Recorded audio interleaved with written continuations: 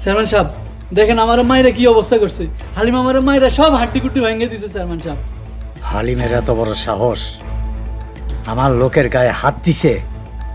ওর হাত দুইটা কাইটা যদি না ফালাইছি, আমার নাম খলিল চেয়ারম্যান না। কিন্তু হালিম এত সাহস পাইল করতে? সাহস টাকায় সে তো এখন মেলা টাকার মালিক, কাউরেই তো এখন মানুষ মনে করে না। আমার তো মনে হইতেছে সে সামনে চেয়ারম্যান নির্বাচন করব। এইখানে টাকায় আটকায় নাই রে, বিষয়টা আমার ব্রেনটে লাগছে। আমি খলিল চেয়ারম্যান, এই অঞ্চলের মানুষ আমারে ভয় পায়। আমার লোকের গায়ে হাত দিছে। আমারও মারছে দুঃখ নেই চেয়ারম্যান সাহেব, কিন্তু সে তো আপনারা গালি দিছে। আর এক্ষুনি লাগামটাই না ধরেন, লাগামটাই না ধরলে ওই দিন দিন লাগাম ছাড়া হয়ে যাইতেছে চেয়ারম্যান সাহেব। আচ্ছা, হালিমের লগে আর কে কে আছিল রে? ওই যে হাসেম আর পাশের গ্রামের কামাল তালুকদার ছিল। যা, হাসেম রে গিয়া দইরা লই আয়।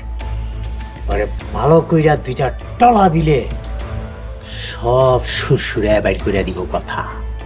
যা ওই চল। আমারে তো সিনেরা, আমি যে কি পরিমাণ খারাপ সেটা তো জানে না। আমার লোকের গায়ে হাত দিছে। আপা, হাসিম আবার চেয়ারম্যানের সাথে যোগ দিছে।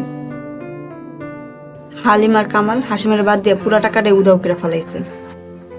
খারাপ লোকের কোনো দল হয় না, যখন যেখানে লাভ দেখে সেখানেই চইলা যায়। ঠিক কইছেন, হাসিম টাকার জন্য পাগলা কুত্তা হয়ে গেছে। টাকার লেগা যার কি কি করে কে জানে।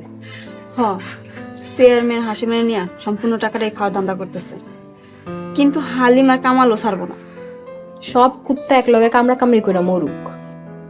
আপনি যা বুঝলাম, চেয়ারম্যান খলিল যদি টাকা না পায় তাহলে কাউরই ছাড়বো না।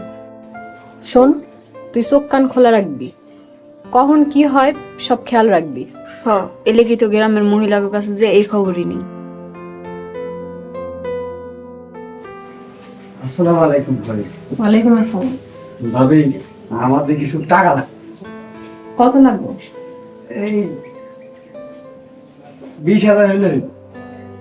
আচ্ছা, তুমি খারাপ। খুলি, তুমি কেমন আছো? ভালো আছি।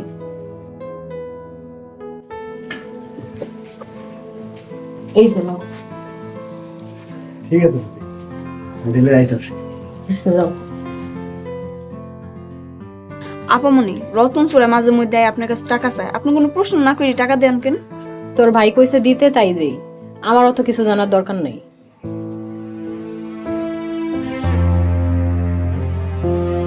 তুই হামজা